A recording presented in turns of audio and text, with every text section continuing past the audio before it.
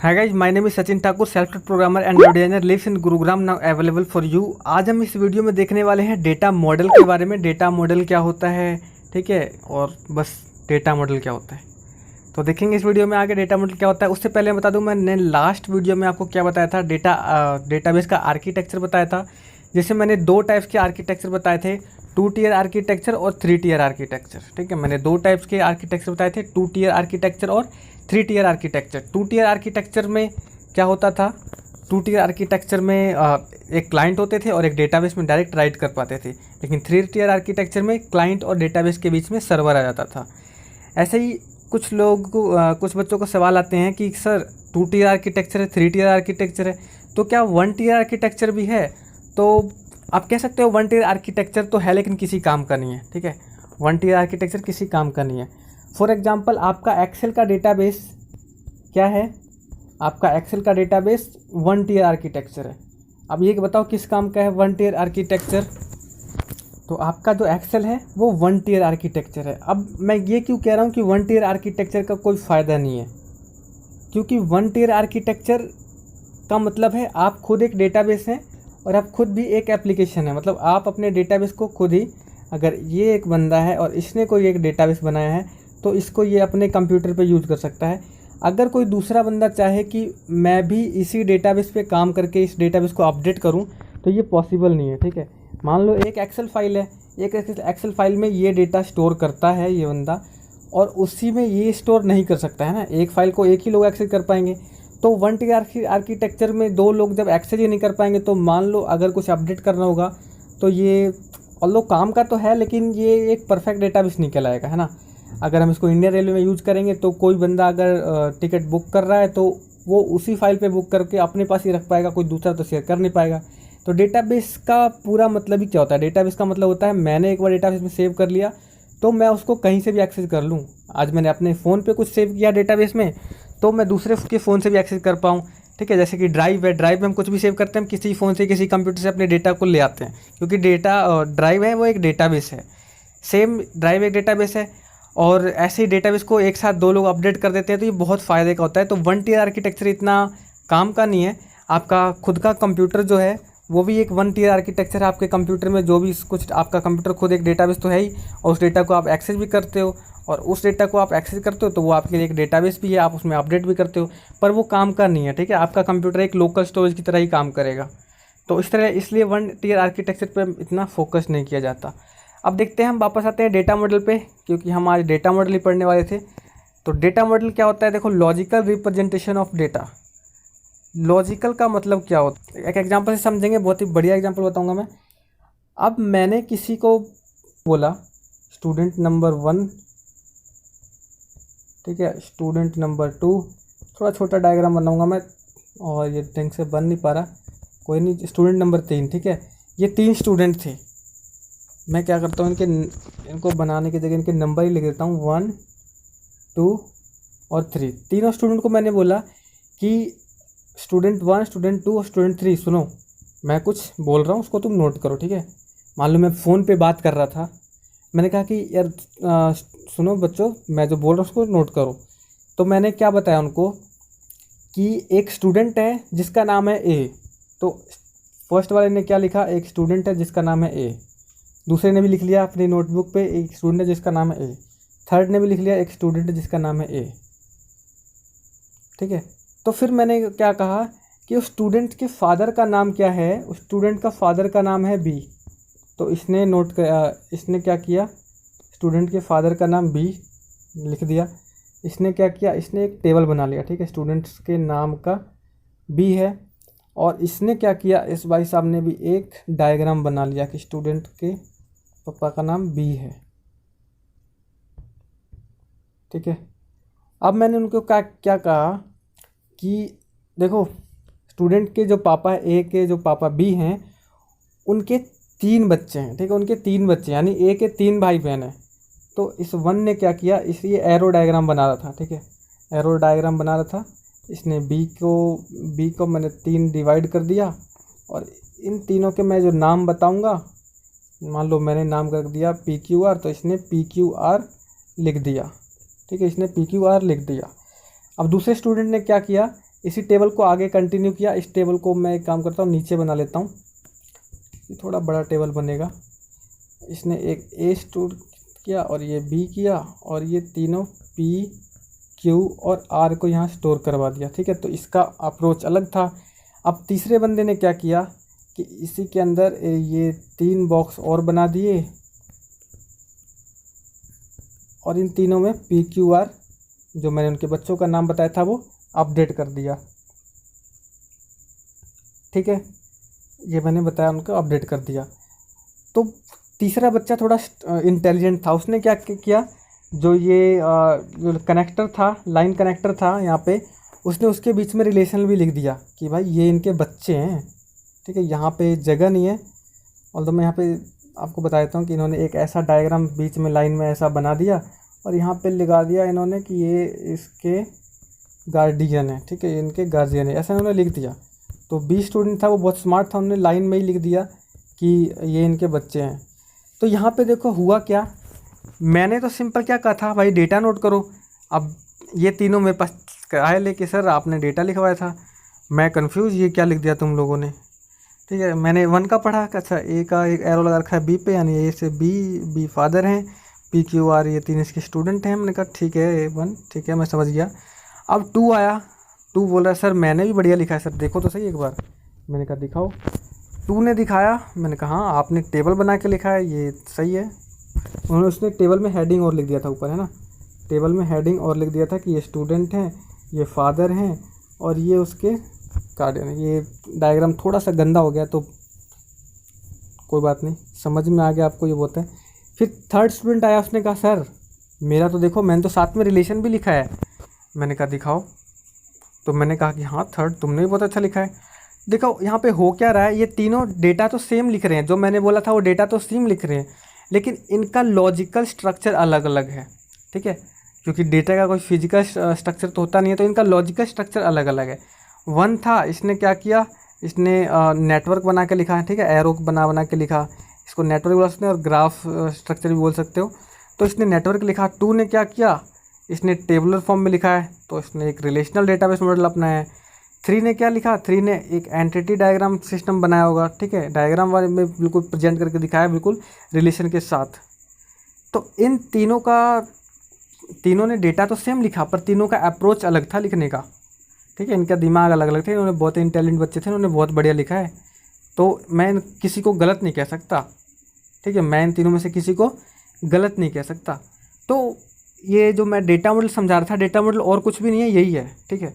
Data model का मैं एक लाइन का अगर डेफिनेशन बताऊं तो logical representation of data. Logical representation, अब ये मैंने आपको 3 एग्जांपल में बताया कि कैसे कैसे हो सकते हैं। रिलेशनल मॉडल हो सकता है, नहीं टेबल के फॉर्म में हो सकता है, नेटवर्क मॉडल हो सकता है। नेटवर्क तो आप सबको पता ही होगा, नेटवर्क कैसे कैसे कनेक्ट होते हैं चीज़ें, जैसे कि एक कंप्यूटर ये है, एक डेटा ये है, एक डेटा ये है, एक डेटा ये है, ये इससे कनेक्ट है, ये इससे कनेक्ट है, और ये इससे कनेक्ट है, ये इससे कनेक्ट है। तो ये नेटवर्क डेटा मॉडल है, तो इसको बोलते हैं network data model. Network data model object oriented model होता है। ऑब्जेक्ट ओरिएंटेड मतलब ये मान लो ऑब्जेक्ट है, यानी ये कार है। अब इस कार का नेम क्या है, वो नेम यहाँ लिखेंगे, ठीक है। ये कितना माइलेज देती है वो यहाँ पे लिखेंगे हम माइलेज। इस कार का मॉडल नंबर क्या है वो हम यहाँ लिखेंगे। तो ये एक एक्चुअली में ये एक ER डायग्राम है, लेकिन ये इसको हम ऑब्जेक्ट ओरिएंटेड भी बोल सकते हैं, ठीक है। ये ऑब्जेक्ट है और ये इसके एट्रीब्यूट्स हैं, ठीक है, ये ऑब्जेक्ट की प्रॉपर्टीज़ हैं, ऑब्जेक्ट की प्रॉपर्टीज़ हैं। तो इस तरह से ऑब्जेक्ट ओरिएंटेड मॉडल भी होता है, ऐसे ER मॉडल भी होता है। ER मॉडल को तो हम बिल्कुल डेप्थ में सही से पढ़ेंगे, ठीक है, डिटेल में पढ़ेंगे ER मॉडल क्या होता है। ER मॉडल का पूरा नाम होता है एंटिटी रिलेशनशिप मॉडल, ठीक है, एंटिटी रिलेशनशिप मॉडल। तो हम जो DBMS पढ़ रहे हैं, इस DBMS में हम सारी बात करेंगे रिलेशनल मॉडल की और ER मॉडल की। ER मॉडल एक नॉन टेक्निकल मॉडल है, तो ER मॉडल हम पहले बनाएंगे, किसी भी कंसेप्चुअल प्रॉब्लम से एक ER मॉडल बनाएंगे और उस ER मॉडल को फिर कन्वर्ट करेंगे रिलेशनल मॉडल में। क्योंकि जो हमारा स्ट्रक्चर्ड क्वेरी लैंग्वेज है, जो सर्वर पे काम करता है, जो हम वेबसाइटें बनाएंगे, एप्लीकेशन बनाएंगे, वहाँ पे हम रिलेशनल डेटाबेस मॉडल अपनाएंगे, ठीक है, वहाँ पे हम रिलेशनल डेटाबेस मॉडल अपनाएंगे क्योंकि वो टेक्निकल है। तो हम कन्वर्ट करेंगे ER मॉडल को रिलेशनल मॉडल में आगे की कुछ वीडियो में। तो अभी आपको डेटा मॉडल समझ में आ गया होगा। अब समझते हैं OLTP और OLAP, इस दो टर्म के बारे में समझते हैं। आपने छोटा सा टर्म है, आप इसको कहीं सुनने भी होगे या फिर सुन लोगे फ्यूचर में कहीं। तो OLTP क्या होता है? Online transactions processing, online transactions processing. और OLAP क्या होता है? Online analytical processing. अब मान लो किसी बैंक में कोई डेटा सेव है, बैंक में अकाउंट नंबर सेव होते हैं, वहाँ भी टेबल के फॉर्म में सेव होते हैं। जैसे कि ये टेबल है, क्या बन गया, ये टेबल है, इस टेबल में डेटा सेव है हर एक रो में, हर एक टपल में। अब जब तक इस रो में सेव है तब तक तो डेटा को हम राइट करते हैं। मैंने अकाउंट खुलवाया, अब अकाउंट में कुछ राइट हुआ होगा, कुछ पैसे मैंने निकाले होंगे, वो सब कुछ डेटाबेस में अपडेट हो रहा है। अब ये जो बैंक हैं ये अभी नए तो नहीं बने, ये बैंक आज़ादी के टाइम से चलते आ रहे हैं, ठीक है। तो उस टाइम से कुछ लोग इस दुनिया में नहीं भी रहे होंगे, उनके बैंक अकाउंट बंद भी कर दिए होंगे, और बहुत लाखों लोगों ने बैंक को अकाउंटों को बंद करवाया होगा, है ना। तो हमारे डेटाबेस में जो 80% डेटा हो जाता है, ऐसे एक एग्जांपल एज्यूम करके चलते हैं, अगर ऐसा ही चलता रहा तो किसी न किसी दिन ऐसा आएगा कि 80% डेटा वो होंगे जिसको कोई काम ही नहीं है। मान लो इस वाले डेटाबेस में जिनका अकाउंट बंद हो गया है, उनका डेटा तो इसमें है।